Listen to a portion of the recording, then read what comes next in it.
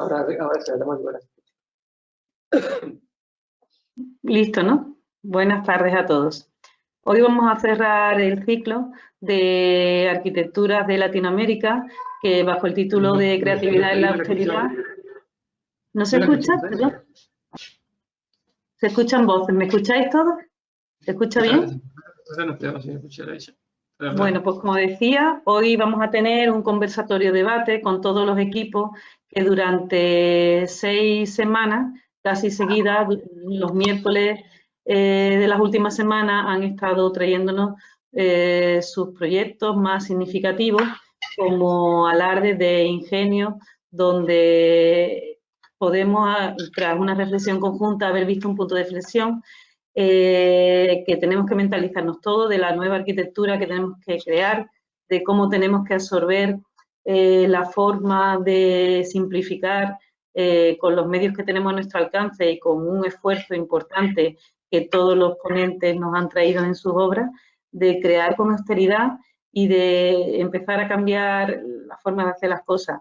Y esto es una lección muy grande que con el código técnico casi es planteable el que tenemos en España darle una vuelta, porque vemos que se pueden hacer las cosas muy bien sin necesidad de una exagerada normativa. Bueno, pues estas ponencias han venido de la mano de Casa Berimérica, lo dije antes, pero ya como tuve que empezar de nuevo, perdón que vuelvo a hacer los agradecimientos. De la Casa Berimérica, donde tenemos aquí a Paco Cano en su representación y Alberto Jiménez, que nos ha traído a todos los ponentes. Y también tenemos como invitado a José Ramón Moreno, aparte de todos los panelistas que ahora volveremos a escuchar y proporcionaremos un debate que yo lo veo hoy como una reflexión de canciones de ida y vuelta entre España y Latinoamérica, donde hemos visto reinterpretar algunas técnicas que desarrollamos aquí en Europa, pero que ellos lo han llevado a su terreno, a su forma de hacer las cosas, y nos han enseñado cómo poder llegar a soluciones muy pensadas, muy razonadas y con una creatividad muy importante. Yo creo que después el debate podrá dar lugar a que se vean estas reflexiones. Incluso yo, si nos importa, también tendría alguna pregunta que proponeros.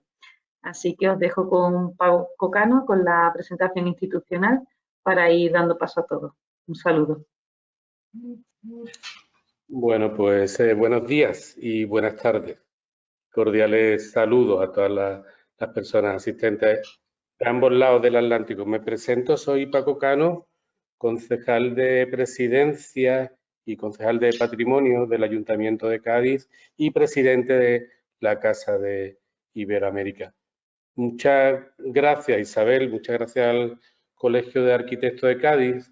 Sabíamos que llegaría el momento de colaboración entre ambas instituciones y ha merecido la pena esperar. Ahora lo que deseamos es que la relación se afiance y cuando quiera podemos ir pensando en nuevos proyectos conjuntos. Ha sido un placer trabajar con vosotros. Gracias también, por supuesto, a todos los y las arquitectas que han participado en el proyecto. Gracias por su colaboración, por su tiempo y por su generosidad a la hora de compartir conocimientos y saberes y por su predisposición a la interlocución con las personas que han asistido a los encuentros. Gracias también a Mabel Caballero, que desde la Casa de Iberoamérica ha coordinado, ha organizado y ha gestionado con diligencia y con acierto el proceso de la muestra y de las actividades complementarias, y sobre todo gracias a Alberto Jiménez, que ha sido el impulsor y el curador de esta iniciativa y quien creo que ha tenido la virtud de ir sustanciando la idea inicial de manera gradual hasta convertirla en un proyecto significativo que ha llegado a distintas comunidades, que es algo que le pedimos desde la primera vez que nos encontramos para hablar del proyecto. Y como se ha conseguido eso, tras los agradecimientos, lo que me gustaría sería manifestar nuestro contento por los logros alcanzados y que a modo de onda expansiva se ha manifestado, se manifiesta en distintos ámbitos En primer lugar, en nuestro propio espacio de la Casa Iberoamérica, porque nosotros trabajamos con la idea de que el hecho expositivo no debe ser un fin en sí mismo, sino una herramienta más para la transmisión de conocimientos, y esta herramienta se completa con estos encuentros de hoy y con visitas guiadas que hemos organizado para distintos colectivos ciudadanos. Estas visitas, además, quiero recordar que estamos en Casa Iberoamérica en un nuevo periodo en el que yo he tomado las riendas. Estamos empezando una nueva etapa y estas visitas, como decía, lo que nos han permitido es abrirnos a la ciudad, y se han organizado encuentros con asociaciones de vecinos, con colectivos de migrantes, con alumnos de institutos, con asociaciones culturales, con academias oficiales, con ateneístas, con asociaciones de drogodependientes, y bueno, todo lo que se ha intentado es transferir ideas sobre la sostenibilidad, sobre la creación comunitaria, sobre la participación, sobre la creatividad como recurso en espacios y en momentos de precariedad, ¿no? En esta línea, además, hemos acordado con el Museo Nacional de Arte Reina Sofía de Madrid colaborar en una contextualización en Cádiz de su proyecto El Museo Situado, para potenciar la relación entre Casa Iberoamérica y los barrios más próximos al edificio, ¿no? También nos ha permitido, como inicio de esta nueva etapa que comentaba, y junto al resto de programación que tenemos prevista, el afianzar desde Casa Iberoamérica alianzas con instituciones como la Virreina de Barcelona o el MUAC de México, con quienes vamos a colaborar en una muestra que se inaugura en octubre y que hará el recorrido Barcelona, Cádiz, Ciudad de México, y también con Casa América en Madrid, con Casa América en Barcelona, con quienes vamos a crear una red colaborativa para utilizar recursos y socializar proyectos. Y todo esto, y ya acabo, lo que nos ha permitido es cumplir con otras de nuestras directrices, con otros de nuestros mandatos, nuestra línea de trabajo, y es que los sentidos que cada proyecto es capaz de crear, que los saberes contenidos en cada propuesta puedan llegar a todo tipo de público, independientemente del nivel de conocimiento o de profesionalización, ¿no? La accesibilidad, que es uno de nuestros mandatos, como decía. Creo que lo hemos conseguido, y como en muchos de los proyectos que se han presentado en la muestra, si lo hemos conseguido ha sido porque ha sido un logro comunitario. Así que, de nuevo, muchas gracias a todas las personas que de alguna manera, y a las instituciones que de alguna manera y en distintos gradientes habéis colaborado para que así sea, y buenas tardes a todos. Bien, gracias, don Francisco Cano, por tus palabras, y gracias también a la señora decana del Colegio Oficial de Arquitectos de Cádiz. Yo tengo que hablar varias cosas, voy a intentar hablar lo mínimo posible, pero son algunas ineludibles, ¿no? Un proyecto de este tipo, que viene desde hace 7 años y que desde la idealización o de la visión que yo tenía para intentar transmitirlo, ha llevado un proceso bastante importante de trabajo y de explicación a diferentes entes para concienciar que el proyecto realmente era con un nivel arquitectónico suficiente y, sobre todo, necesario para la sociedad, y una exposición y muestra y ciclo de conferencias, además, para todos los públicos, que es lo que se pretende con todo esto, como acertadamente ha explicado Francisco Cano, con, por supuesto, las visitas guiadas que han sido tan importantes en este ciclo, de cara a explicar los valores que aquí hay de fondo, con la arquitectura como excusa, pero siempre con el ADN de que es un bien social y cercano a la sociedad en general. Creo que en ese sentido se ha hecho un trabajo cuanto menos suficiente.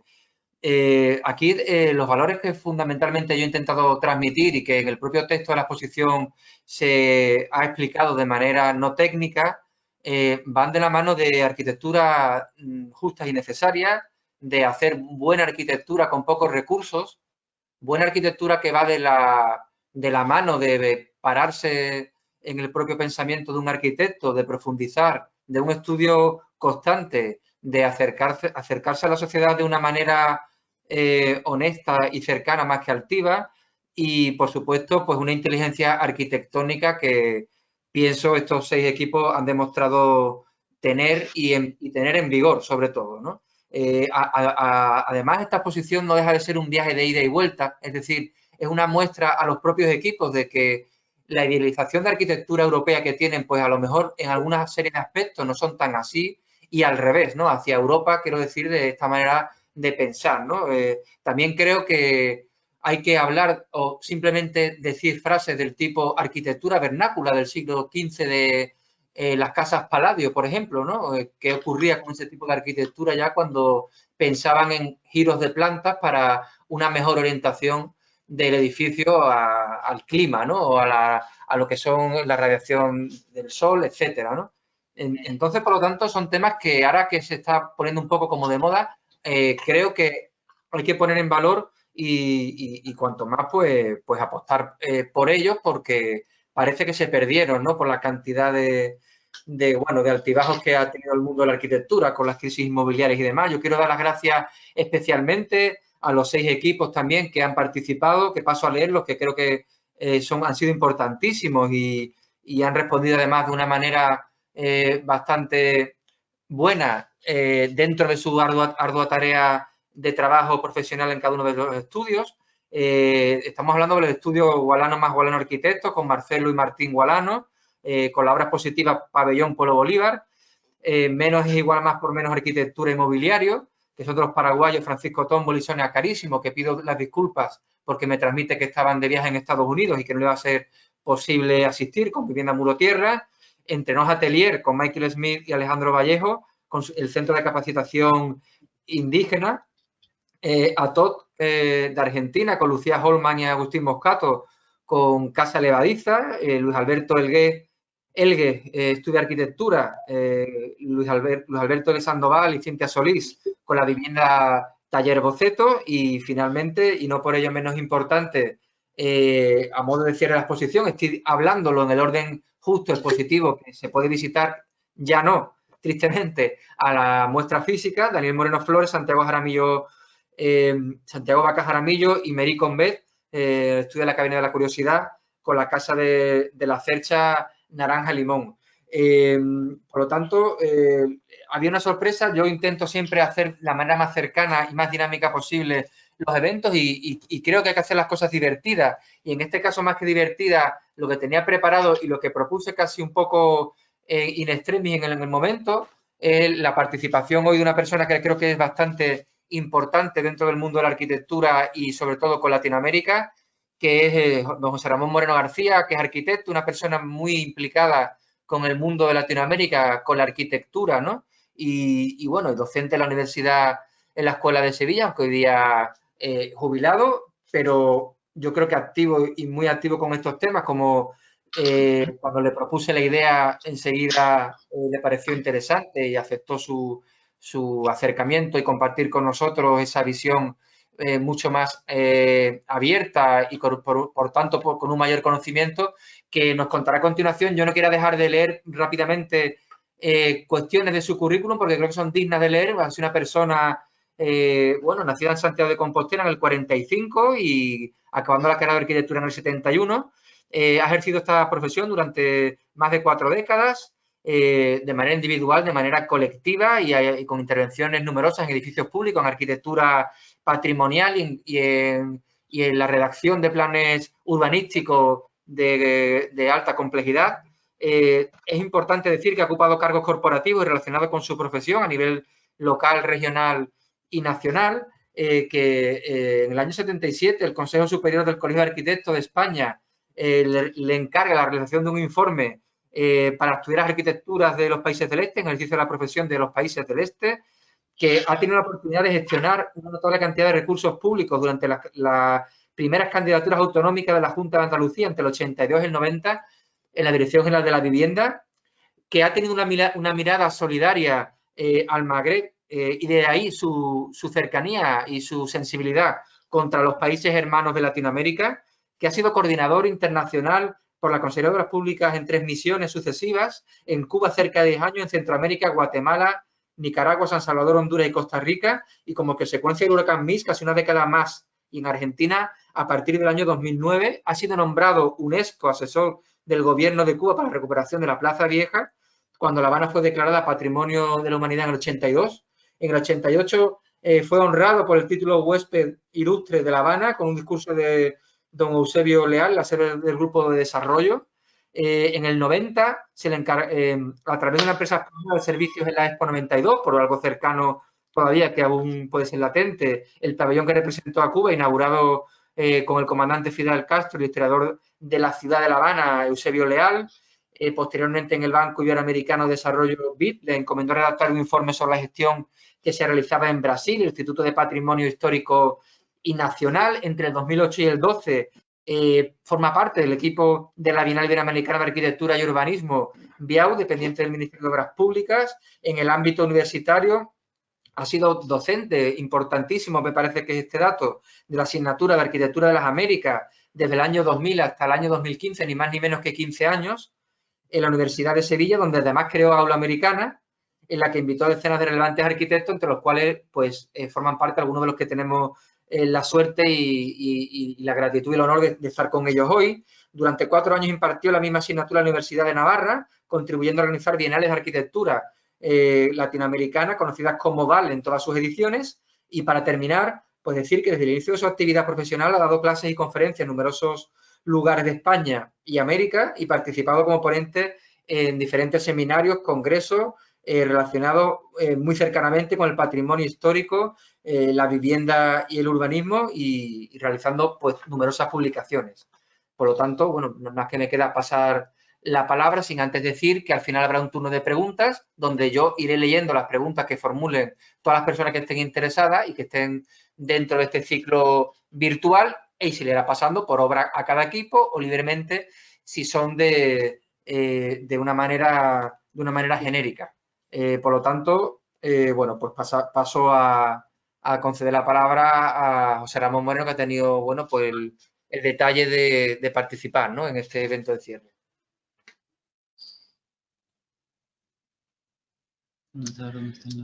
Muchas gracias. Tengo que darle algo, ¿no? Supongo. ¿Me oís? Te estaba oyendo regular, Alberto, pero bueno. Muchas gracias, Alberto. En primer lugar, está claro que el esfuerzo que has hecho tú y gente que ha estado contigo para organizar este ciclo de conferencias, todo agradecimiento, porque es realmente difícil. Yo lo sé por experiencia, porque me tocó organizar bastante a lo largo de mi vida, ¿no? En segundo lugar, saludar a todos los equipos. Creo que los conozco a todos o he coincidido con todos los que están presentes, o bien en Pamplona, en las Bienales de Arquitectura Latinoamericana. A los primeros que conocí de estos equipos es a los hermanos Marcelo y Martín. En Uruguay, fue en el año 2009, creo. Y a los demás, algunos también han participado en el aula americana que organizábamos en la Facultad de Arquitectura de Sevilla. Bueno, he estado viendo con mucha atención las intervenciones de todos vosotros y realmente pues me refuerza la idea que tengo de que en América Latina estas nuevas generaciones están dando un vuelco muy importante a una situación tremenda que provino de las dictaduras en casi todos los países de América Latina, excepto en Costa Rica. Y me parece que ahora hay una nueva manera de hacer arquitectura muy basada en el conocimiento muy profundo de la realidad que tienen, ¿no? Y eso se ve mucho en los proyectos que se han mostrado en estos días, ¿no? Entonces, toda esa heroica etapa de la arquitectura latinoamericana de los años, desde los 50 a los 70 aproximadamente, en muchos países, eso probablemente no se va a volver a repetir.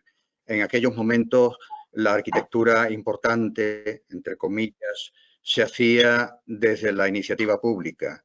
Y ahora, lamentablemente, en América Latina hay muy poca iniciativa pública. Prácticamente todo lo que hemos visto son iniciativa privada, gente haciendo su casa o alguna cosa un poco más, digamos, más corporativa, ¿no? Como en el caso de las comunidades indígenas, que hemos visto algunos ejemplos interesantísimos, ¿no? Es verdad que entre estos equipos la diferencia que hay ya de tiempo de profesión entre, yo creo que los que son de mayor edad son Marcelo y Martín, y Marcelo y Martín, al igual que algunos de los que participaron en aquella Bienal de Pamplona del año 2009, pues, por ejemplo, como Nicolás Campodónico o como Carla Guasaba de Brasil, han alcanzado ya, igual que ellos, un estatus de arquitectos ya con encargos de bastante consideración, ¿no? También por ese camino están Agustín y Lucía, y también, por lo que he podido apreciar desde que estuvo Michael aquí en Sevilla y nos mostró sus primeras obras, como el equipo de Michael y Alejandro han ido evolucionando también con trabajos muy interesantes, ¿no? Entonces, está bien, porque lo que hemos visto en estos encargos ha sido, sobre todo, un desenfado estupendo, maravilloso, diría yo, un desenfado en el tratamiento de materiales, una manera de entender los recursos naturales propios, cercanos que tienen, para poder hacer una arquitectura donde yo creo que hay dos características en casi todos ellos, que es la...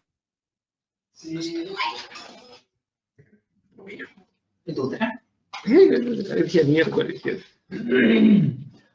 Vino con el Delta, la variante Delta, sí. Sí. Sí, se la trajo. Se nos congeló el veterano.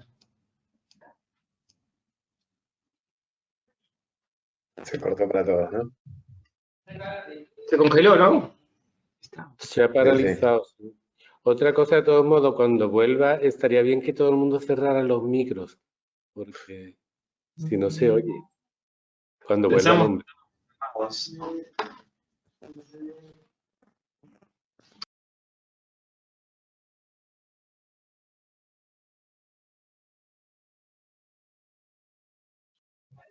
Lo hemos perdido.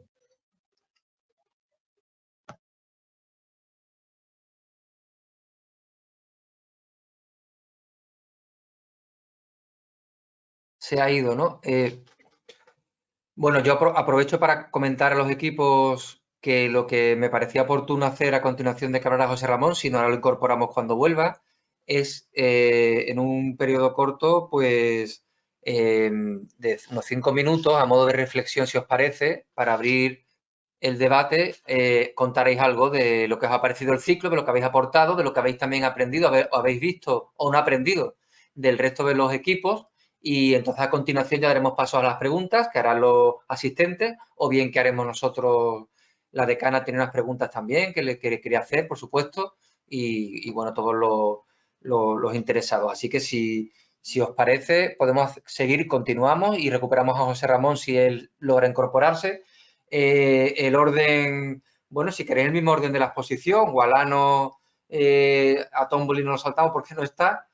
Gualano, Michael y Alejandro, a Todd, Lucía Jolomán y Agustín Moscato, el que no está, y Daniel Moreno Flores acabamos, si os parece.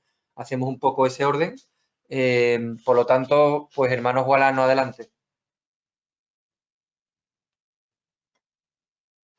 Ahora pensamos que estábamos en micrófonos cerrados.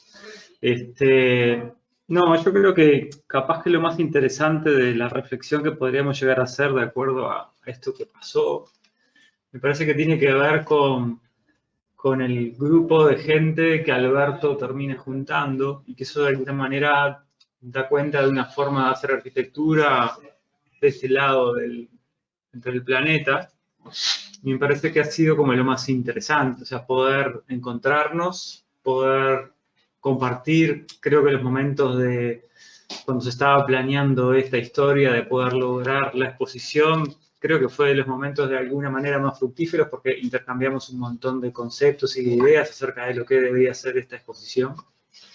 Después finalmente se traduce en una conferencia de cada uno de nosotros, en donde de alguna manera contábamos el proyecto que estábamos invitados a contar y a mostrar en la exposición, pero que construye una mirada de lo que desde Latinoamérica estamos pensando y pudiendo hacer.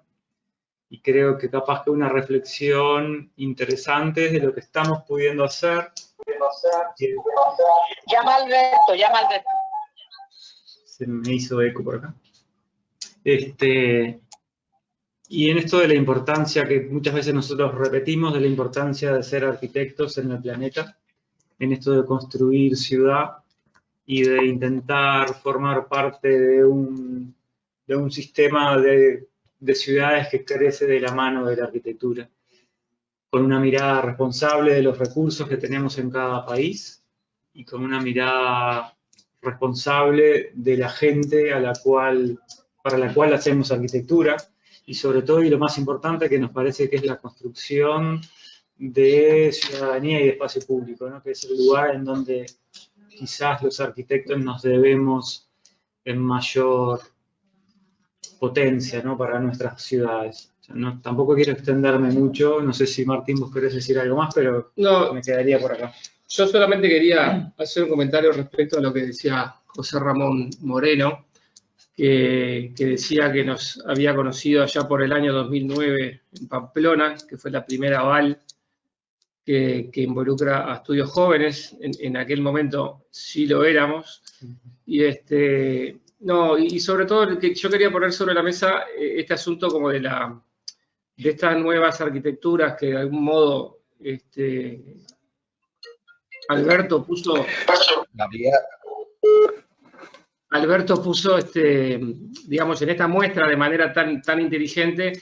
Lo que sí me parece bueno destacar es que en esa mirada amplia que hizo Alberto para la selección, que comentaba recién Chelo, también está bueno y el apostar como a los jóvenes, ¿no? O sea, creo que bueno, en la cabina de la curiosidad que los veo ahí, y los costarricenses y paraguayos y Agustín y Lucía, que son bastante más jóvenes todos que nosotros, bueno, como que apostar también a estos nuevos emprendimientos de arquitectura que están surgiendo muchísimo en Latinoamérica, y también me parece que este resurgimiento de la arquitectura latinoamericana es porque también nos han sabido mirar desde el otro lado, ¿no? Entonces, me parece que, por ejemplo, la Aval es una instancia interesantísima que pone a la arquitectura latinoamericana en Europa, y bueno, y estos emprendimientos como el que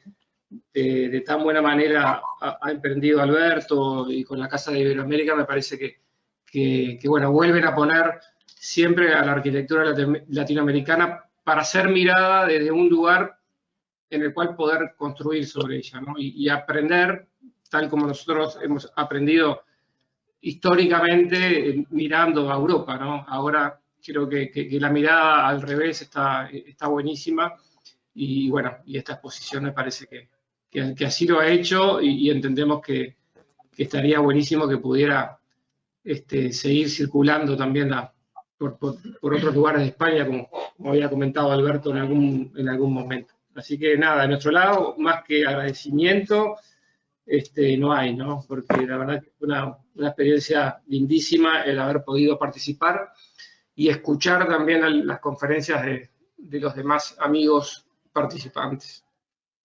Como para arrancar, vamos tirando algún comentario.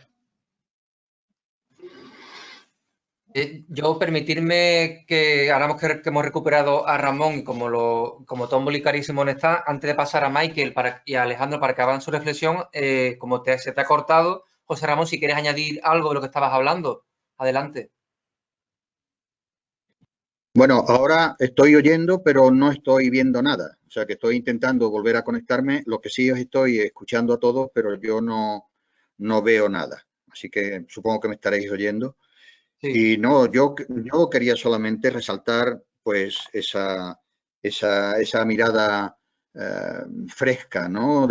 Y desenfadada y tan al mismo tiempo tan profunda de estas prácticas profesionales de esta generación que yo diría que es casi como la segunda generación después de aquella etapa tremenda, ¿no?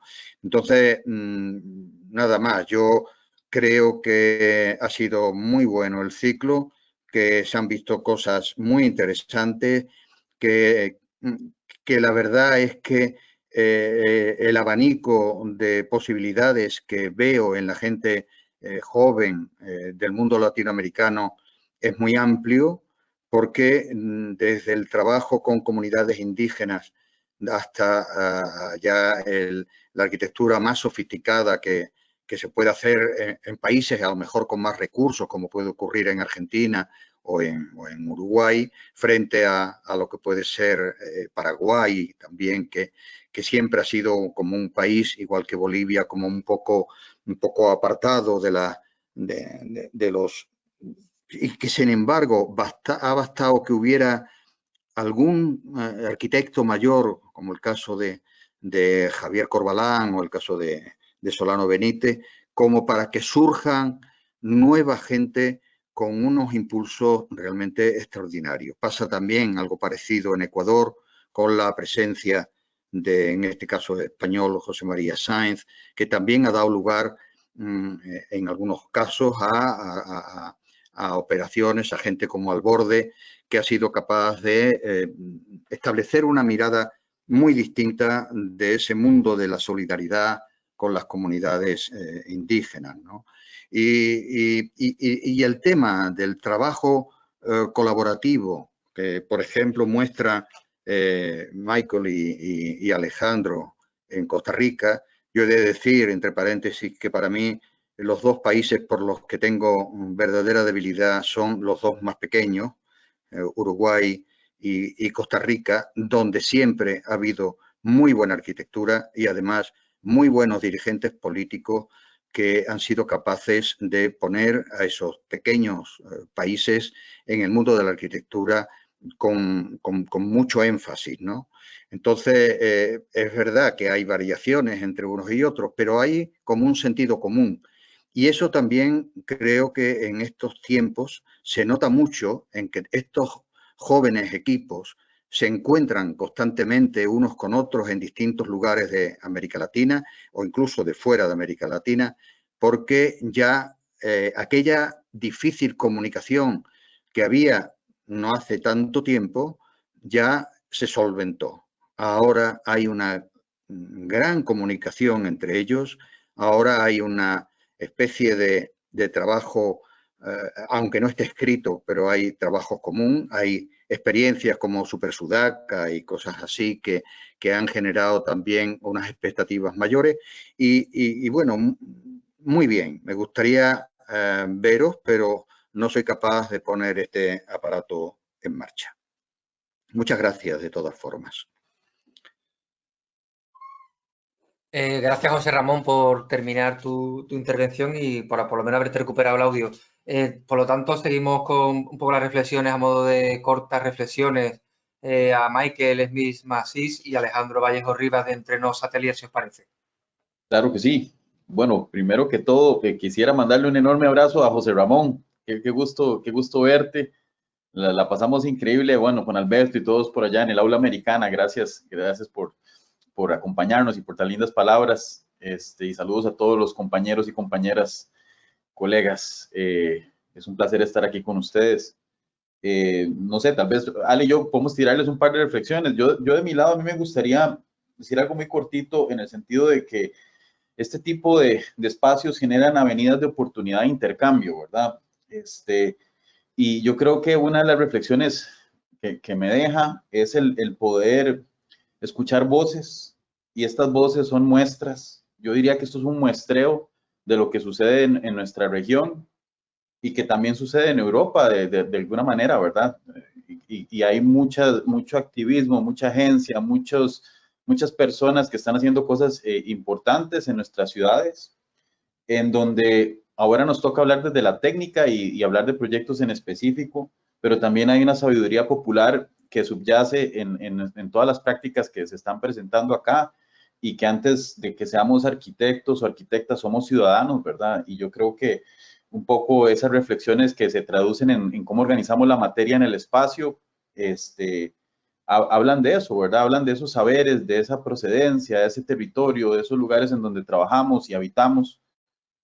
Nosotros personalmente tratamos de aportarle nuestro granito de arena a este evento desde la parte de la participación, de la justicia espacial, de los grandes retos y urgencias que enfrentamos en la región. Si bien ahora decía José Ramón, y coincido con él, que sí, nuestro país ha tenido una tradición democrática muy buena y todo, pero no nos exime de tener los mismos retos, ¿verdad? Y hoy más que nunca, es una región que vive plagada de retos políticos, donde la política tal vez no es mala, pero lo que a veces estamos cuestionando muchísimo es los políticos en sí, y corrupción, y hay tantas cosas que siempre están ahí presentes, ¿verdad? Entonces, al menos desde nuestro oficio y profesión, pareciera que podemos tal vez aportar más en esa construcción de ciudadanía a través de la arquitectura como una excusa, ¿verdad?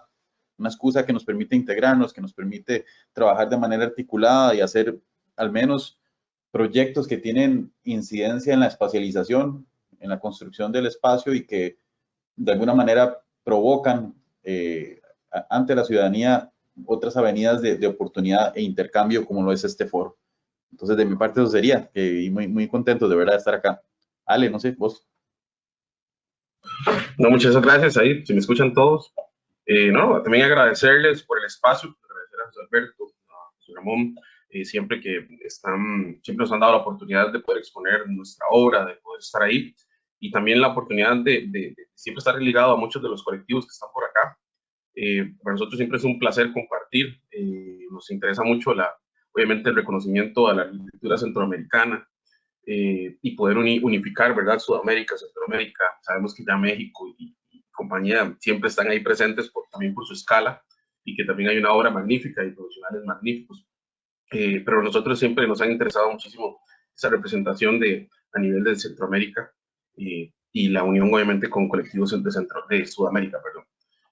Siempre entender que estos espacios son un escaneo de la realidad de lo que están viviendo los distintos países, y las resoluciones, en este caso técnicas arquitectónicas, que colegas y amigos están creando, y que hay muchas cosas de muchísima calidad que creo que ayudan muchísimo también a generar una reflexión altísima, y que muchos de esos proyectos logran traspasar la brecha de la arquitectura y se mezclan también con políticas públicas, de cómo reflexionar las políticas públicas, de cómo empezar a readecuar y repensar los espacios, y cómo darle un mejor acompañamiento a los territorios y a las comunidades. Y creo que eso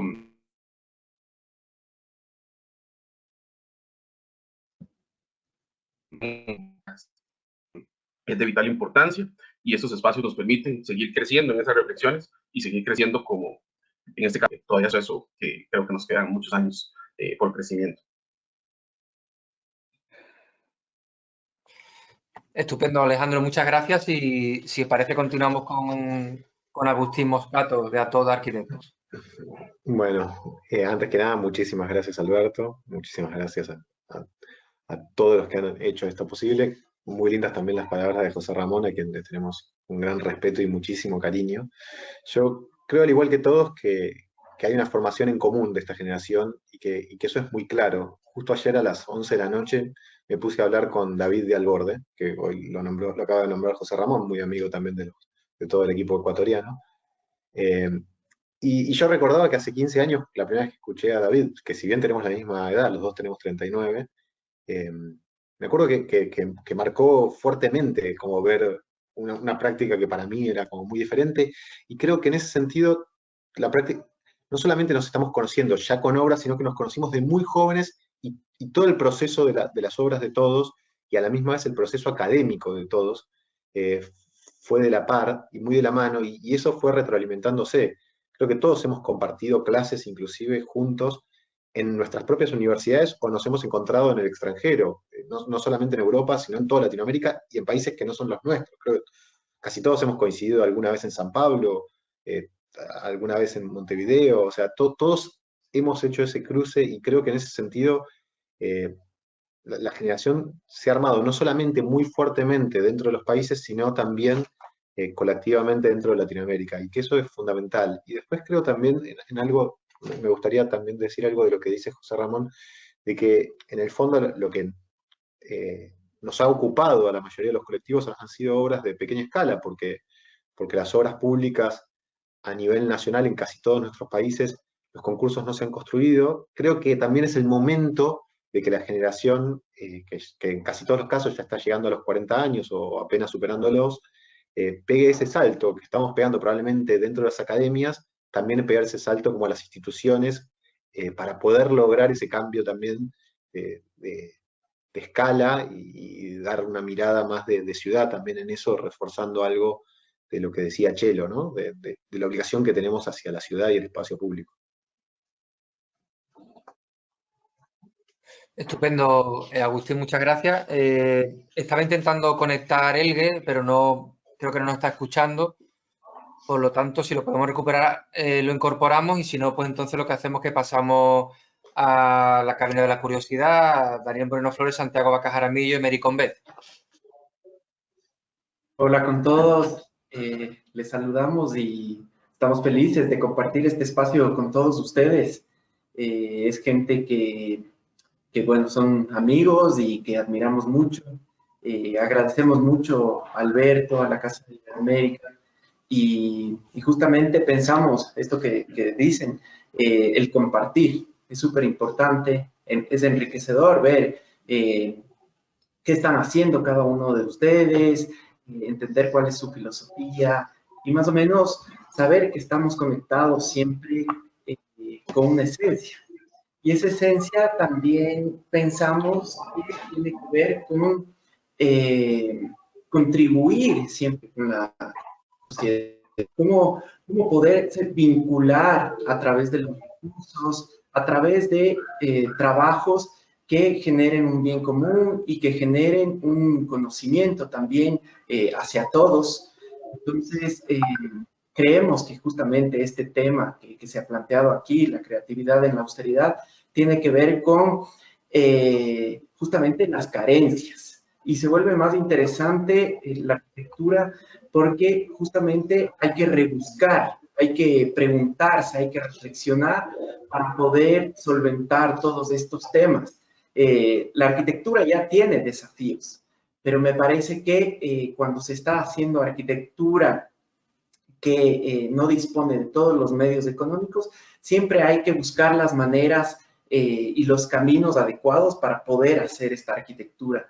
Entonces, nosotros hemos trabajado a través de la materialidad, hemos estado en estos desafíos de entender justamente cómo podemos hacer posible mediante sistemas constructivos, y a partir de eso hemos abierto un campo para nosotros mismos de exploración justamente constructiva, material, que nos permita solventar la arquitectura.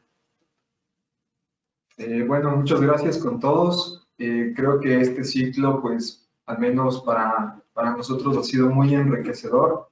Creo que las mejores ideas son aquellas que se comparten y que se socializan.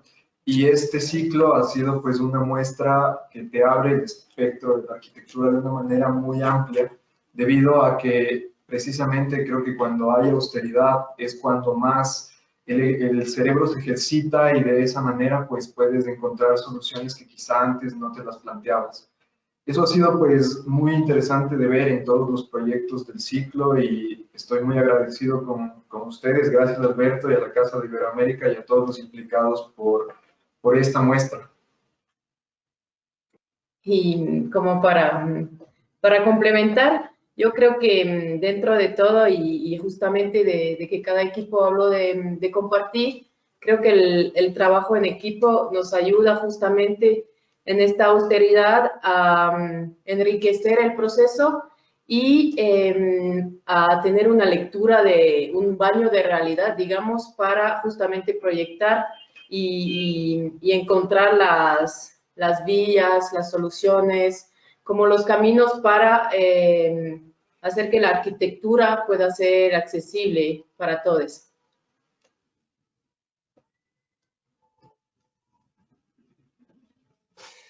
Estupendo, pues después de este inciso, de estas breves reflexiones de los equipos, si os parece, lo que podemos hacer es pasar a las preguntas, ya sea que las formulemos nosotros directamente, si no las formula nadie, la voy a formular yo, y si no la va a formular don José Ramón Moreno, y si no la va a formular, en fin, que habrá preguntas. En la decana, creo que señora decana, tenía algunas preguntas que hacer. Si quiere empezar, pues las traslada, y si no, pues se incorpora. Y a mí hay una frase que dijo en una de las intervenciones que me parece muy interesante. Bueno, corto y adelante, Isabel.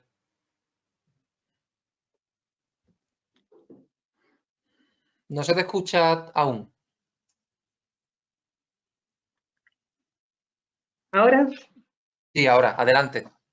Bueno, pues mira, los arquitectos que os hemos seguido todas las conferencias, y por lo menos hay un grupo muy importante en Cádiz que tiene mucho interés por la sostenibilidad, por empezar a hacer una arquitectura basada en la sabiduría popular y en el costumbrismo, pues la verdad es que vemos con envidia este tipo de hacer arquitectura, porque no sé a vosotros a qué nivel afecta la normativa, pero aquí, con aplicación del código técnico, nos complica mucho el llegar a estas soluciones y cumplir a la vez la normativa que nos exigen los proyectos. Por eso, en primer lugar, nos da mucha envidia que podáis desarrollar una arquitectura desde la austeridad, pero que a la vez tengáis como esa permisividad de normativa. Entonces, yo quería plantearos, ya que vosotros habéis logrado investigar estas arquitecturas tan sensatas, tan sinceras, porque nacen desde la necesidad y desde el punto de inflexión de empezar a ver las cosas de otra forma. ¿Cómo veis la forma de construir que tenemos aquí? Si realmente este cambio puede venir al margen de normativa, o vosotros habéis contrastado en vuestros propios proyectos que las normativas se pueden cumplir de cierta forma, porque este es el principal problema que tenemos aquí nosotros para hacer este tipo de arquitectura que nos gustaría tanto llevar a cabo y que nos ponen tantas trabas para ello. ¿Quién me contesta?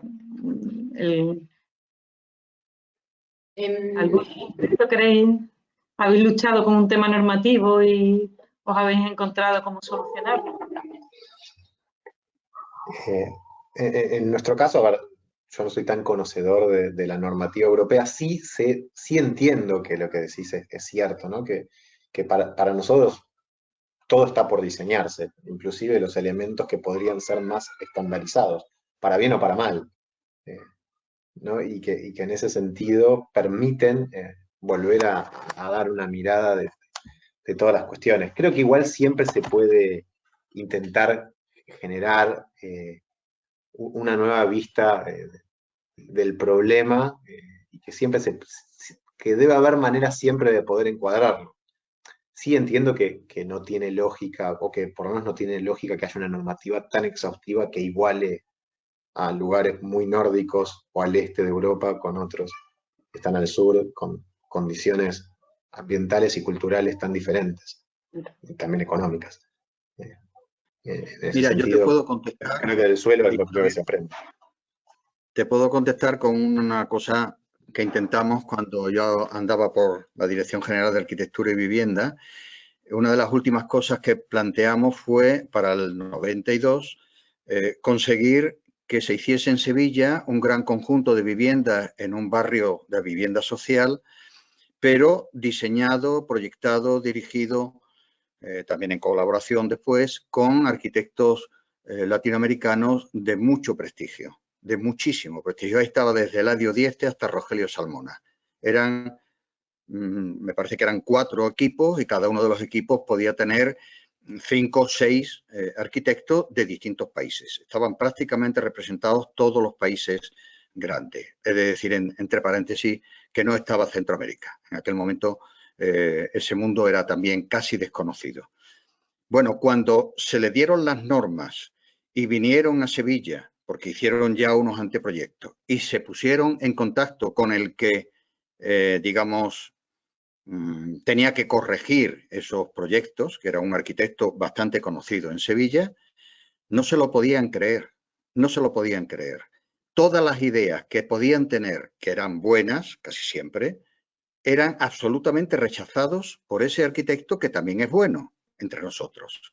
Es decir, los arquitectos en América Latina, ya en aquel momento, y ahora yo veo por los trabajos que hemos visto que siguen así, están, digamos, ausentes de normativas tecnocráticas, que es lo que tenemos nosotros. Allí puede haber normativa. Yo veía el trabajo de Michael y Alejandro con la madera y en un momento dado dijisteis, sí, porque tienen que cumplir la normativa de madera y estamos con el ingeniero que sabe de eso, ¿no? ¿No fue así? Pues eso es normal, pero lo que tenemos aquí en este país, eso es absolutamente de locos. De hecho, yo me fui de la arquitectura por las normas tecnológicas. Fue la última puntilla. Después de la crisis del 2008, ya lo de las normas tecnológicas me superaban. Entonces, bueno, el código técnico, mejor dicho, ¿no? Que quizá como más preciso. De manera que no se les puede preguntar eso. Yo también le preguntaba a Agustín con lo de su casa, en aquel momento que yo andaba por Buenos Aires, pero ¿cómo os dejan construir en medio del agua? Si el agua es un recurso público en España, no se puede construir donde tú estás construyendo. Bueno, ahí están, ellos han construido. A lo mejor en ese caso yo le daría más la razón al mundo europeo, que no permite que se edifique a menos de no sé cuánto de la costa, ¿no? Pero por lo demás, es verdaderamente envidiable la posición que tienen ellos. Ojalá no les lleguen los aires europeos. Sí, sobre todo porque hay un movimiento de reacción al código técnico que creo que ya nos vamos a revelar y cada vez suena con más fuerza porque nos invaden las normativas y realmente lo que queremos es lo que vemos, lo que hacéis vosotros, es lo que nos apetece hacer, investigar, hacer cosas interesantes con sensatez, pero ahora mismo yo escuché hace poco a Ricardo Aroca, que no sé si lo conocéis, es un arquitecto español de prestigio que siempre se ha dedicado al tema de la docencia y estructura, es una eminencia quizá la más alta en España en temas estructurales, y hablaba del código técnico, que es nuestra normativa, que si el código técnico existiera en la automovilística, los coches irían con ruedas macizas, para que os hagáis una idea de lo que tenemos aquí en España. El código técnico nos ha macizado los neumáticos a los edificios. Entonces es una lucha constante y un movimiento que tenemos que mostrar lo que se hace, como lo que habéis hecho vosotros, y para nosotros es muy complicado dar el paso. Y nos gusta inspirarnos en lo que hemos visto vuestro, porque sabemos que es posible y que no es ninguna locura y que hay muchos climas buenos en los que se puede desarrollar una u otra arquitectura. Por eso era mi pregunta, si ustedes valorabais un poco el tema normativo o tenéis cierta libertad, porque veía un mundo tan distinto entre lo que podemos hacer aquí y lo que hacéis vosotros, que necesitaba saber cuál era la forma de combinarlo. Isabel, pero vieras que hay algo que yo considero que es súper importante también en esa conversación que, vamos a ver, conozco de primera mano algunas normativas europeas, por ejemplo el BREEAM en el Reino Unido, la tuve que estudiar a fondo, todo el tema que está relacionado con la eficiencia energética que, bueno, España en los últimos 15 años se ha metido, pero entiendo las limitaciones que esto implica. Y yo creo que una de las grandes premisas y preguntas que se está haciendo, investigación seria que se está realizando ahorita en Europa, tiene que ver con el tema, y también en América Latina, con el tema de la arquitectura vernacular y con esta arquitectura que tiene sentido común. Yo recuerdo en Andalucía, durante el proyecto de aula americana, fuimos a conocer varios proyectos de arquitectura vernacular, bueno, y ni que se diga un proyecto como la Alhambra, ¿verdad? La concepción del patio interno, el manejo de los espacios de transición, o sea, cosas, espacialidades muy sencillas de mucho tiempo atrás que tienen mucha razón de ser más allá de estar viendo si el aislamiento térmico o el valor U de una envolvente tiene que ser esto, si no, no pasa el permiso. O sea, yo creo que hay un reto enorme y que está ahí presente y que tiene que ver con el sentido común de revisar la parte normativa en función de lo que se ha hecho por la tradición y también tiene que ver con el conocimiento popular.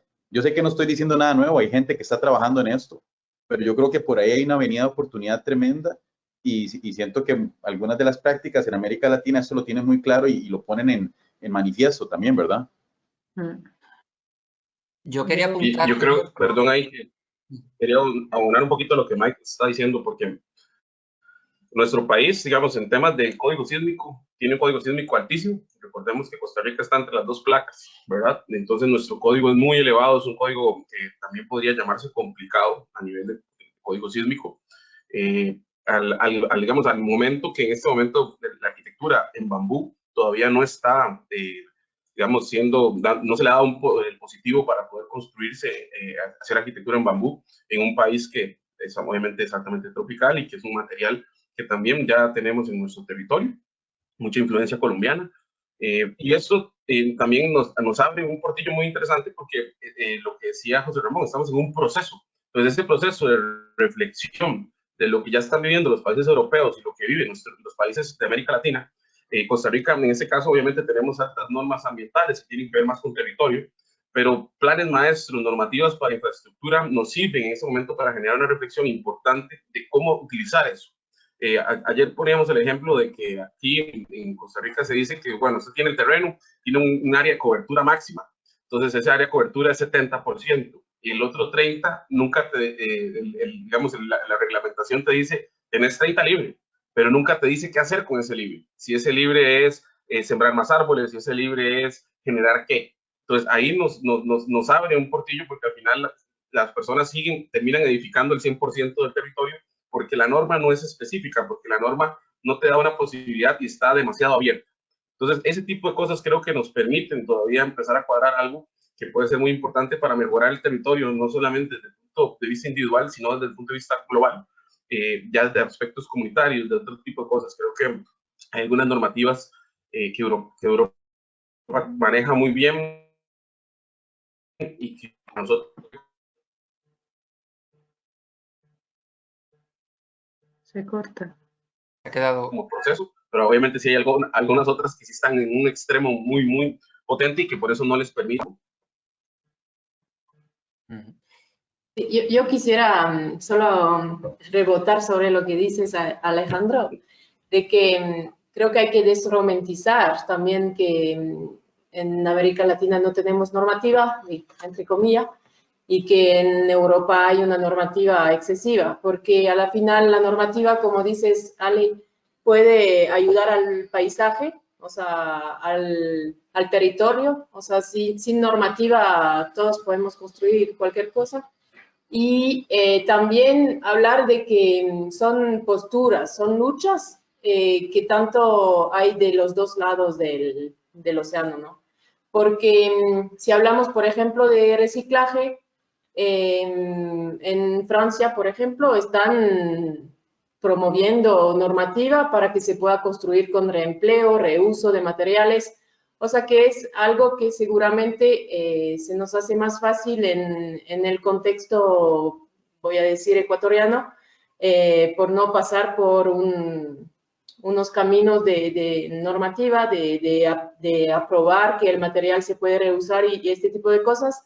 Pero también hay arquitectos que sí están luchando justamente para el sentido común y para llegar a posturas sostenibles y de reuso de materiales. Entonces, creo que este tema va a ser siempre como súper interesante abordar, pero tiene sus pros y sus contras de los dos lados. Sí, yo para complementar los contras también, o sea, si bien están los planes y las normativas y tal, las ciudades crecen muy rápidamente, crecen con materiales muy, digamos, violentos.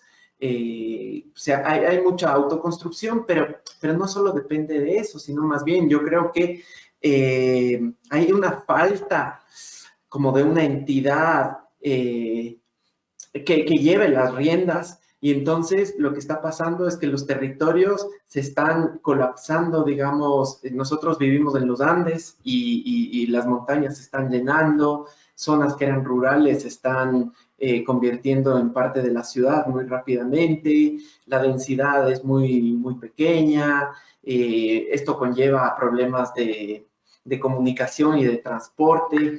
Entonces... se contamina el agua. Sí, o sea, tenemos muchas deficiencias todavía y creo que si bien nosotros a veces podemos sortear ciertas normativas y tal, en otros casos es muy perjudicial, justamente porque el territorio se está construyendo a una velocidad enorme y no estamos generando calidades de vida para todos los que vivimos acá.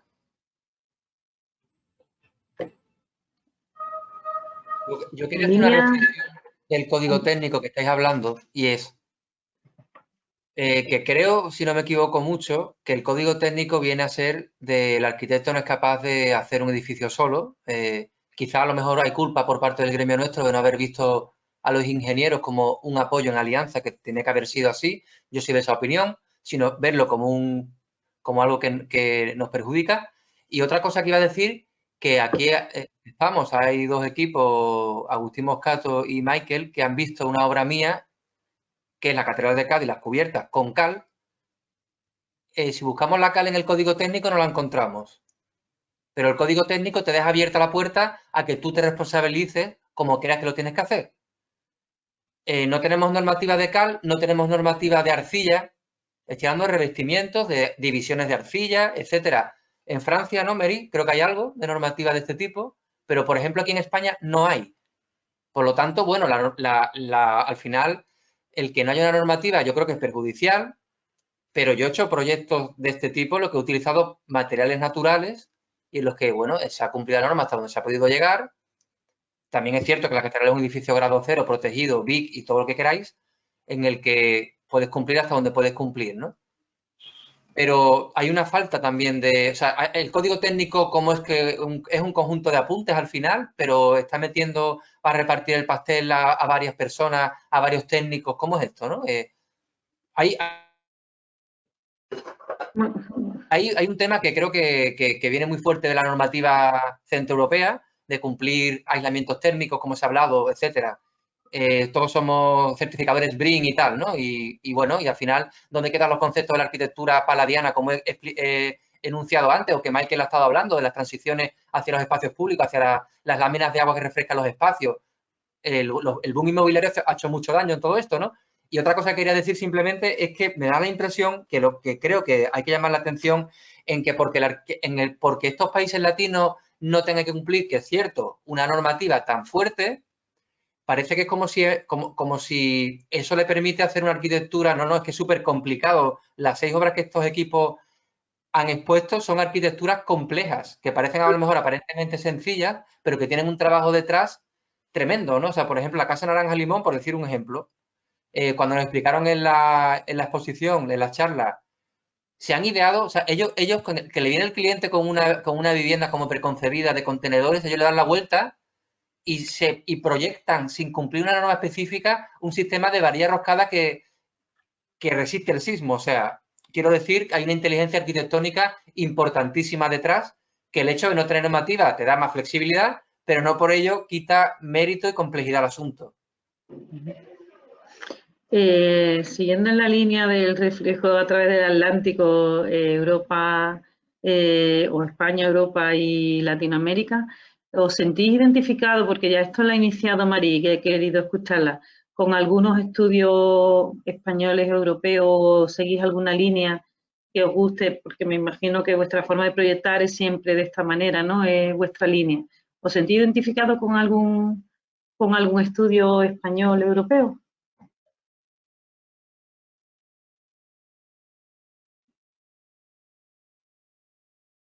Hay pocos que desarrollen. Ahora tenemos un premio Pritzker, que son la Catón y Basal, que creo que han sido los que más han movido el tema de... Son muy buenos. Yo creo que yo creo que sí, muchísimos. pero muchísimo a nivel historia y a nivel actual. Creo que, digo, debe ser demasiados, no sé. Probablemente los argentinos somos quizás los que tenemos línea más española. O sea, ciertas figuras han sido como muy importantes para las escuelas. O sea, que Elio Piñón ha marcado mucho en Latinoamérica y Miralles a otras escuelas también, incluso. Y de esos devenires, no sé, Mansilla Tuñón o Juan Herreros, Iñaki Ábalos, Pachi Mangado, o sea, en millones.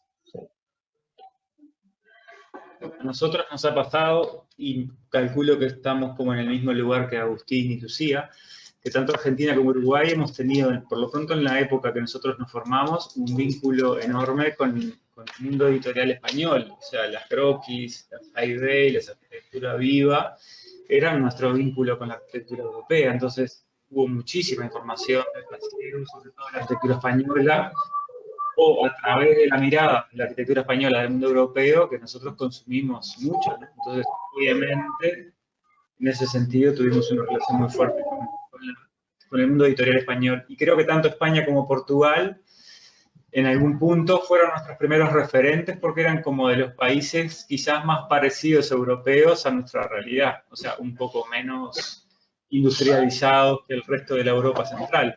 Por lo tanto, España y Portugal fueron como una referencia muy fuerte. Obviamente, más allá de los que nombraba Agustín, pensar en Souto de Moura y en Sisa y en toda esa camada de arquitectos portugueses, que no solamente construyó una forma de mirar y hacer arquitectura en América Latina y también con sus impronta en la arquitectura brasilera, con ese vínculo Brasil-Portugal, que me parece que ahí sí hubo como un vínculo con la Europa, obviamente. Nosotros sentimos un vínculo bastante fuerte también por la materialidad, por los recursos, por la creatividad, con arquitectos españoles como por ejemplo Tony Gironés, que trabaja con la varilla, también Arturo Franco, con el Mataderos y con unas nuevas obras que ha hecho también. También otros, Flores y Prats, o ¿qué otros?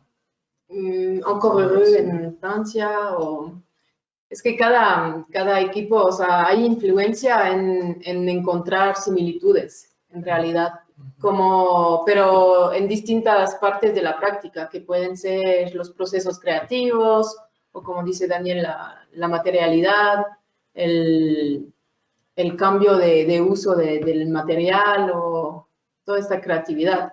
Que yo creo que la creatividad en la austeridad está ocurriendo en el mundo en general, o sea, ya estamos en un contexto más global y solo hay que aplicarle en distintos contextos. Pero sí hay austeridad en todo el mundo y nos toca inventar y ser inventivos y creativos.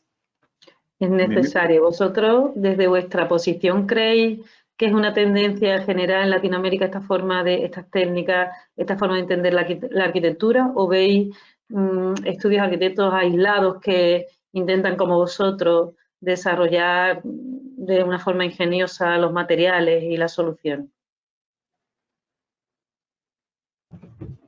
Yo quería nada más mencionar en esa pregunta que es muy bonita de enlazar, y tal vez lo que decía Isabel ahorita, pero lo de enlazar estudios. A mí me parece que en Europa, por ejemplo, Anna Heringer, a pesar de que tiene un impacto en otras digamos, países, en Asia, etcétera, pero Anna Heringer está haciendo todo un manifiesto de construir con tierra en Europa y está tratando de impulsar esto en Alemania especialmente.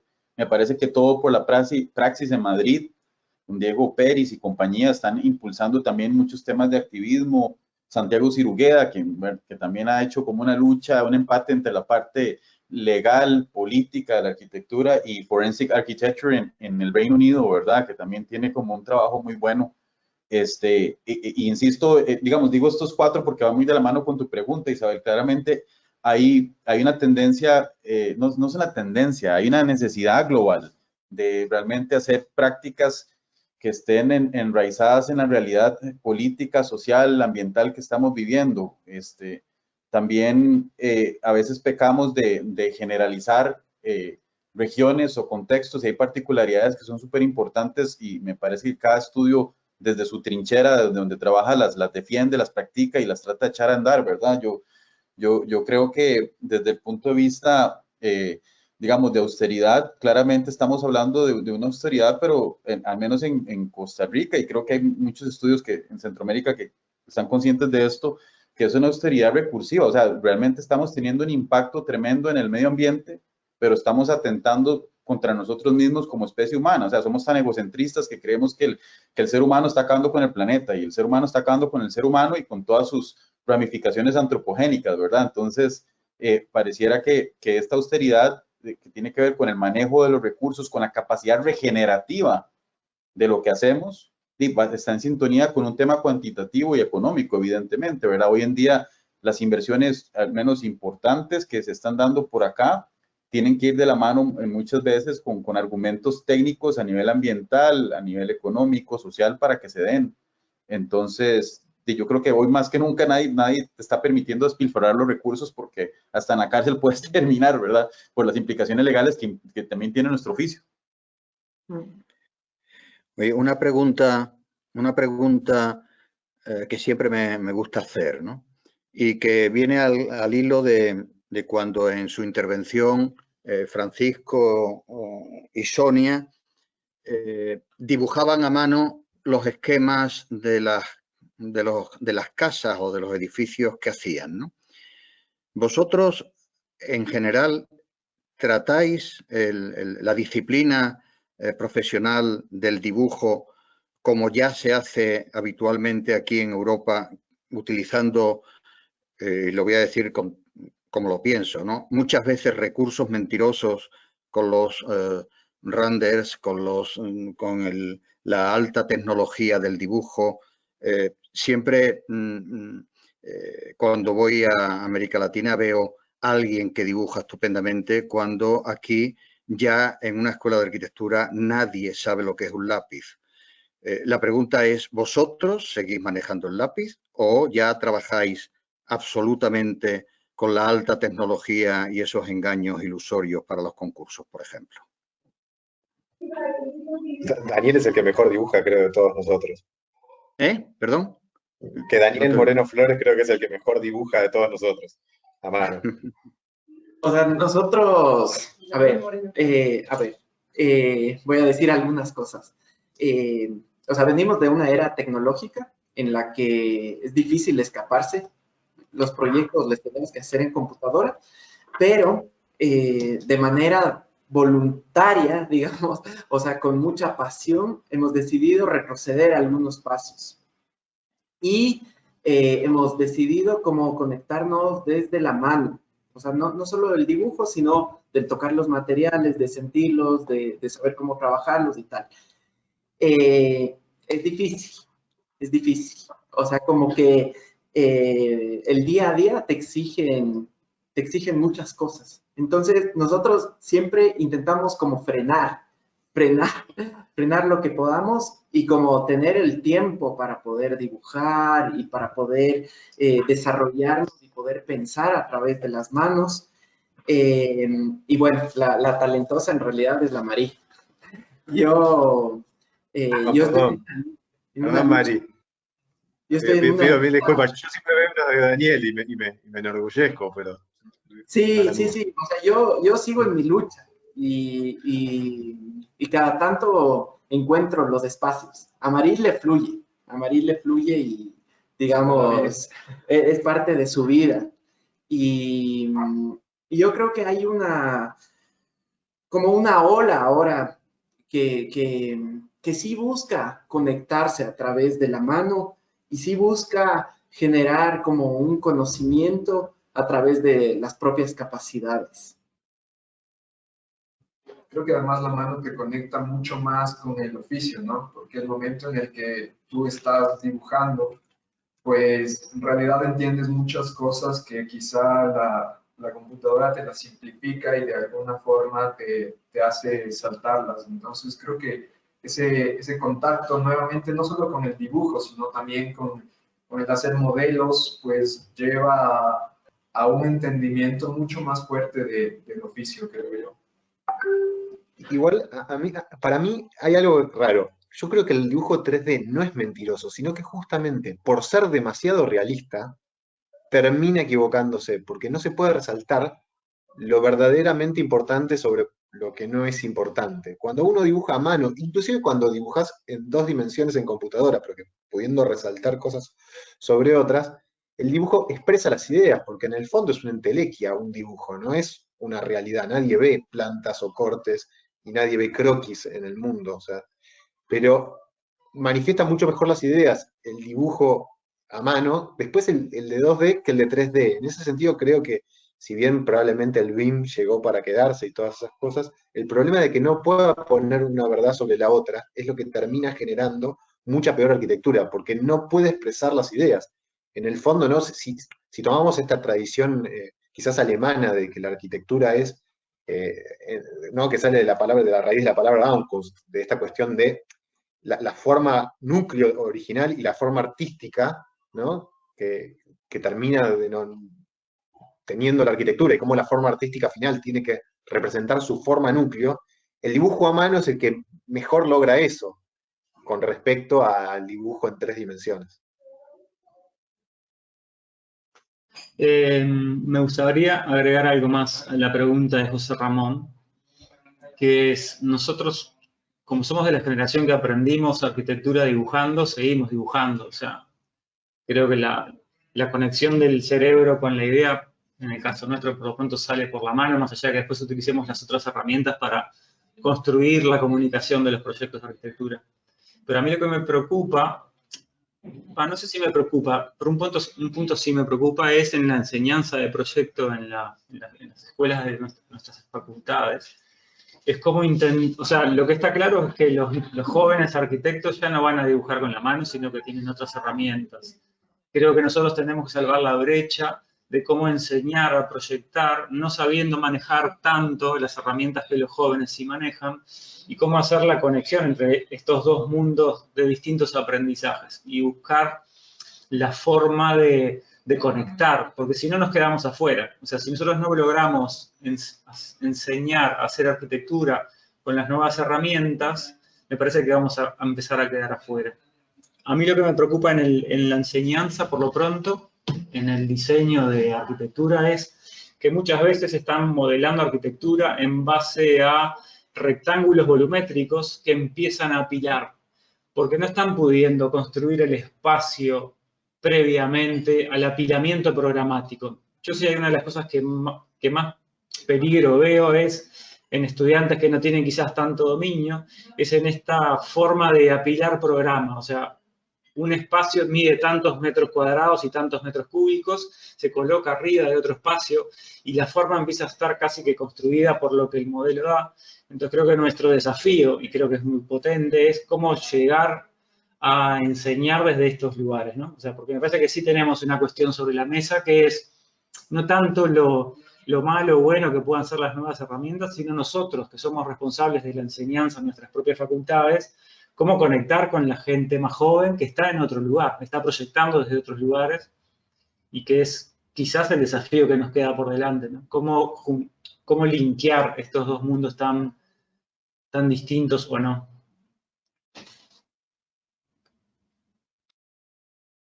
Es como transmitir una metodología más que, o sea, que las herramientas se puedan adaptar, yo creo. Y yo algo que pienso también, que la rapidez de la vida te lleva a que rápidamente consigas la espacialidad, rápidamente puedas comunicar. Entonces, o sea, nosotros mismos en nuestro ejercicio como oficina, muchas veces estamos siendo absorbidos por eso y teniendo que ocupar la tecnología para solventar rápidamente todas estas cosas. Y entonces, por eso insisto que es sí, lo que dice Marí, como una metodología, pero también un frenado y saber vivir, y un poco respirar, y un poco conectarse con otras cosas. Entonces, es un poco de filosofía también. Uh-huh. Es que eso pasa con los estudiantes, a la final tienen que producir tanto que van hacia el camino más fácil. y no permite la experimentación. O sea, no permite equivocarse con el lápiz o con el programa, lo que sea, porque tienen que cumplir, y esto están viendo, que tienen que cumplir con una lista de contenido antes de interesarse a lo que realmente es el proceso y todo el contenido y todo el aprendizaje de la espacialidad, porque el dibujo a mano, yo creo que sí podemos dibujar en 3D, o sea, son nuestras herramientas, pero podemos entender la especialidad, como decían, a través de otros programas. No hay que estar casados solo con la mano, pero es una cuestión de metodología y de tiempo. También creo que el momento en el que se pierde el dibujo, se pierde la expresión propia, porque pues el programa y la tecnología ya te dan de alguna forma una expresión, ya te guían hacia un resultado que ya todos lo conocemos, ¿no? El render, la imagen arquitectónica, el espacio. Pero en cambio el dibujo tiene algo que es muy personal, no sé, la calidad de línea. Todos esos elementos hacen que la expresión de cada uno de nosotros sea muy diferente y al final yo creo que eso es muy enriquecedor en diferentes aspectos del proyecto. Y eso hace también pues que la experimentación del dibujo a mano te lleve a lugares muy, muy diferentes que no pasa con la tecnología y los programas actuales. José Ramón, y sabes que también nos ha pasado aquí en San José con esto, bueno, o acá con nuestros clientes también, digamos, en la parte de la praxis, que valoran muchísimo más cuando uno les presenta las ideas dibujadas a mano. Bueno, no sé si estás viendo, pero aquí tengo hasta una maquetita de un proyecto que estamos haciendo. Valoran mucho más cuando uno les muestra estos sketches, modelos, etcétera, antes de pasar al modelo digital. Nosotros en la oficina trabajamos todos los procesos en paralelo, el sketch, la maqueta, o sea, da igual, con tal de llegarle la idea. Pero vieran que yo sí he sentido, especialmente ahora no sé, en pandemia, en estos 2 últimos años, que los clientes están valorando muchísimo. Y clientes hablo de una persona, una comunidad donde uno puede presentar primero estas aproximaciones más íntimas de cómo estamos pensando. Yo lo valoran mucho y siento que esto se lo trato de transmitir a mis estudiantes también, porque hace como más íntimo y una relación más próxima donde le estás entregando pasión, calidad a tu proyecto, ¿verdad? No es solamente que una computadora traduce todas las ideas, ¿verdad? Que a veces es un tema como coloquial también, cómo nos comunicamos con las personas que estamos trabajando. Yo ya tengo algunos arquitectos conocidos en algún país europeo que se publicita como que sus proyectos están dibujados a la manera tradicional, sin computadora. Y es posible que lleguemos un momento en eso que tú dices o en esto que estoy yo contando, que los arquitectos más valorados, también entre comillas, van a ser los que demuestren que siguen dibujando con la mano, por decirlo rápidamente, y no exclusivamente con la computadora, ¿no? Es posible que veamos ese cambio cualitativo. Y es muy interesante. ¿Oye? ¿Me escuchan? Sí. Perdón. Sí, no sé si me gustaría hacer una aportación exógena de alguien no doctor en la arquitectura, pero porque entiendo que es un debate extrapolable también a otros conocimientos y me parece un debate que mezcla lo generacional con lo romántico. Al final, y lo digo yo que tengo ya una edad que tengo las 2 vacunas puestas y todo, y José Ramón habla de mentira o de trampa, de lo tecnológico. En el caso de Agustín, él habla de ciertas limitaciones que tiene también lo tecnológico a la hora de expresar sentimientos. Y me parece que es un debate como de transición.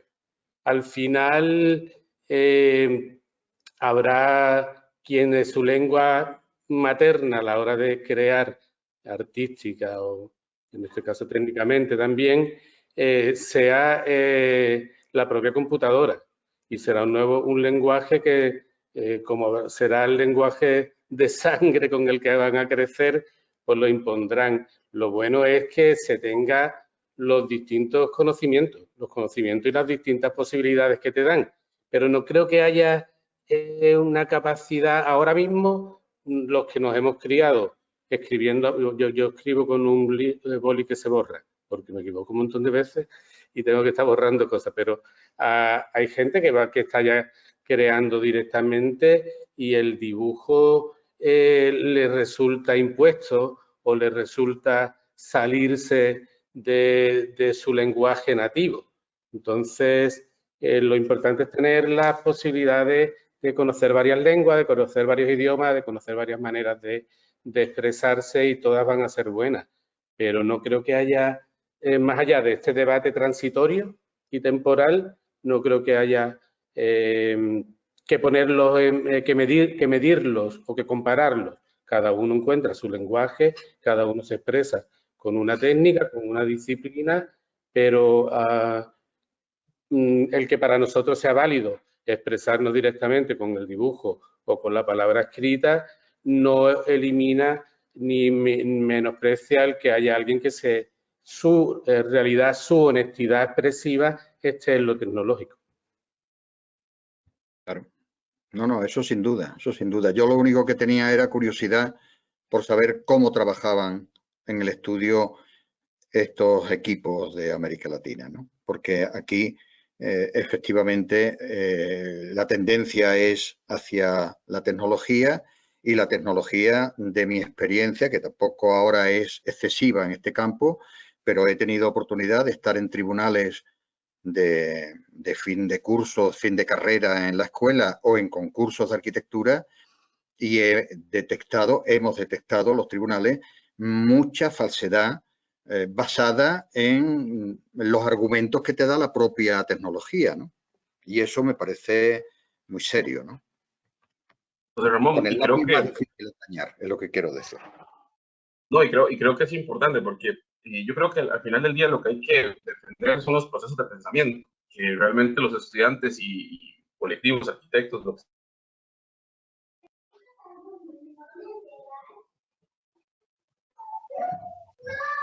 Se ha perdido. Venga, Alejandro. Se ha cortado. Se ha cortado.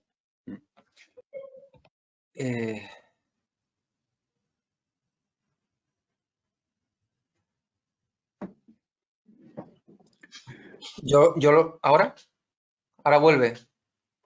Sí, ahora. No.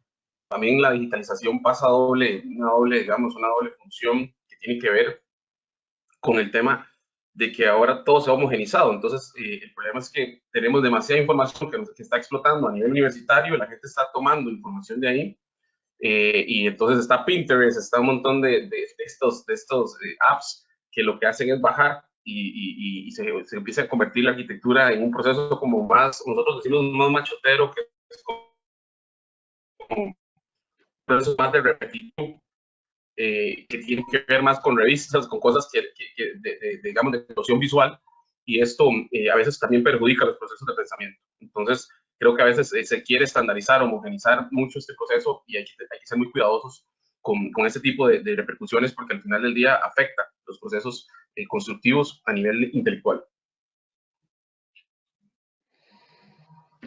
¿Cómo lo ves, Alberto, para ir cerrando, ¿no? Porque como este tema puede dar mucho de sí, a hacer una última pregunta y que lo... Yo iba a hacer una aportación de lo que estamos hablando y iba a leer una pregunta que tenemos también en espera hace 20 minutos. Yo la aportación que iba a hacer es que al hilo de lo que hablaba José Ramón Moreno, de que ve los tribunales fines de carrera imagen, ¿no? Y un poco el truco, ¿no? De querer de alguna forma engañar la arquitectura sincera, pues también comentar alguna experiencia que hemos tenido desde la Escuela de Arquitectura, no en tribunales, pero sí en clase de fin de carrera. Nos llamaron en una ocasión al estudio para ir a hablar, para dar una charla exclusivamente de detalles constructivos de un proyecto real. O sea, hay una gran ausencia del dibujar con la mano, cómo se define un detalle constructivo fino, cómo hay que hacer bien los proyectos a la hora de definir un proyecto de rehabilitación, fuese la encomienda exacta.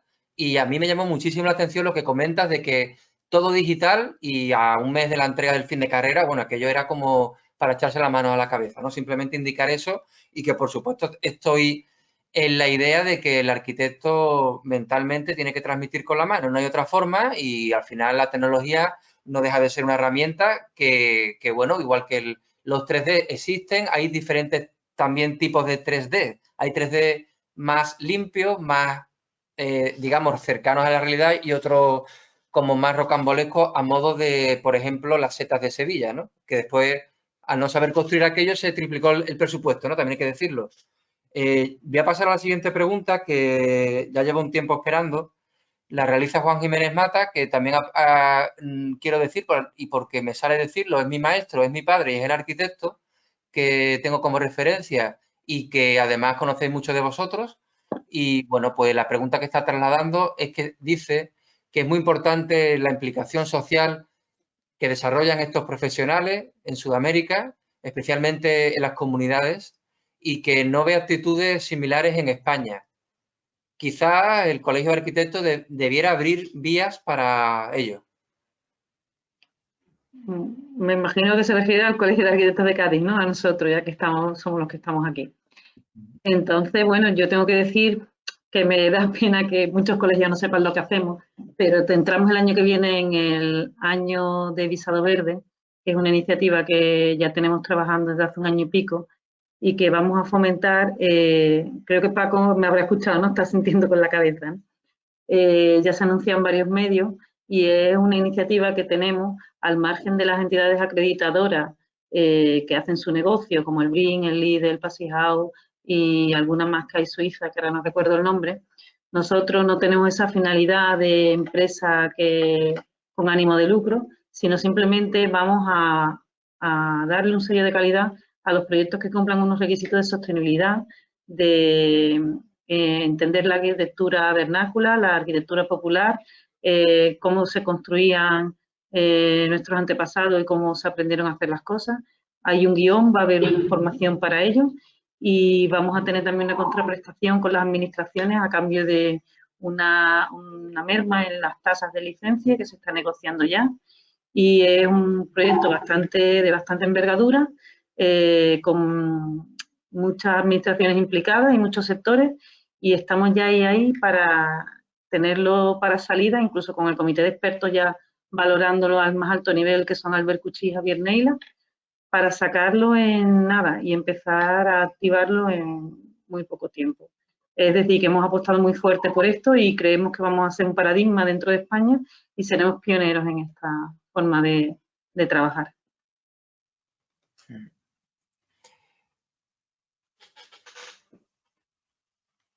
Tal vez ahí, Alberto, me gustaría mencionar el trabajo de Belinda Tato, de Ecosistema Urbano. Tuve el placer de coincidir con ella en Boston y hemos estado intercambiando a veces posibilidades en los cursos de ella o en los que yo doy y siento que Belinda ha hecho un trabajo enorme en América Latina y también en España en procesos participativos y me remito a algo que también, un documento que salió hace poco sobre planificación urbana con perspectiva de género de las Naciones Unidas. Es un documento potentísimo también que es público y yo creo que sienta bases importantes para las conversaciones que tenemos que tener ahorita en nuestras ciudades. Digo esto porque nosotros también recientemente fundamos esta plataforma que se llama Justicia Espacial, donde tenemos semanalmente speakers de todas partes del mundo hablando sobre estos temas y yo creo que esto es un reto que tenemos en nuestras ciudades, poder provocar esos espacios o plataformas de discusión para promover agencia y planificación urbana que tiene una vocación claramente feminista, equitativa, justa, ¿verdad? Que desde ahí se construyen las bases de las ciudades. Yo creo que esas conversaciones no se hacen desde la arquitectura, se hacen desde la ciudadanía, en donde los arquitectos y arquitectas podemos aportar muchísimo, pero somos una pieza más del engranaje, ¿verdad? Entonces, por ahí hay dos palabras muy bonitas, facilitar procesos de diseño y brindar acompañamiento. Y yo creo que ese acompañamiento, esa facilitación se pueden hacer en plataformas como la que menciona Isabel, que son súper importantes, ¿verdad? Estos espacios de escucha y de poder co-crear entornos más justos y que eso se hace desde el esfuerzo ciudadano, ¿verdad? Bien, bueno, si os parece, vamos a ir cerrando el evento. Yo quiero agradecer de nuevo sobre todo a los 6 equipos de arquitectos, que en alguna ocasión, incluso con toda la razón del mundo, ha dicho que he sido súper intenso, y así lo soy, y creo que ahora se puede ver el resultado. Yo os pido también de alguna manera vuestros entendimientos y bueno, pues por supuesto al Colegio de Arquitectos, a la Casa Iberoamérica, con la que vi la luz de la exposición de la muestra física en la figura de don Francisco Cano, y bueno, y encantado de compartir también este espacio al que ha venido José Ramón Moreno y nos ha aportado sus valiosos conocimientos con el mundo de arquitectura latinoamericana. Pues si os parece, Paco, ¿quieres hablar tú o hablo yo y después te paso la palabra, como prefieras? Bueno, a reiterar los agradecimientos y añadir, que antes no lo dije, el agradecimiento también a José Ramón Moreno por esta aportación última, el que se añadiera a estos coloquios. Muchísimas gracias. Me he tenido que ausentar un momentito, pero había que celebrar aquí en el Ayuntamiento el Día del Orgullo LGTBI, y que se había aprobado en España la ley para la igualdad real y efectiva de las personas trans y para la garantía de los derechos LGTBI. Así que creo que estaba muy justificado, y de nuevo muchas gracias a todos. Pues yo también agradeceros a la magnífica exposición que ha hecho la Casa de Iberoamérica, que está en la línea en la que nos gusta trabajar, y por eso creo que la colaboración puede ser muy fácil con esta institución.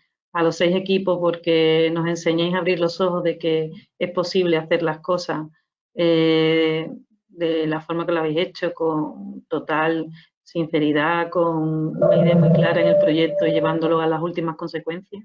Y aquí en el día a día y en las prisas nos perdemos y no llegamos a conseguirlo, y tenemos que pararnos, ver estas experiencias vuestras y retomarlas. A los 6, enhorabuena por vuestro trabajo. A José Ramón Moreno, darle las gracias por estar aquí hoy, y a Alberto por haber coordinado toda la sesión, tanto de ponencias como hoy el debate. Gracias a todos y buenas tardes. Buenas tardes. Bueno, saludos y nos vemos pronto.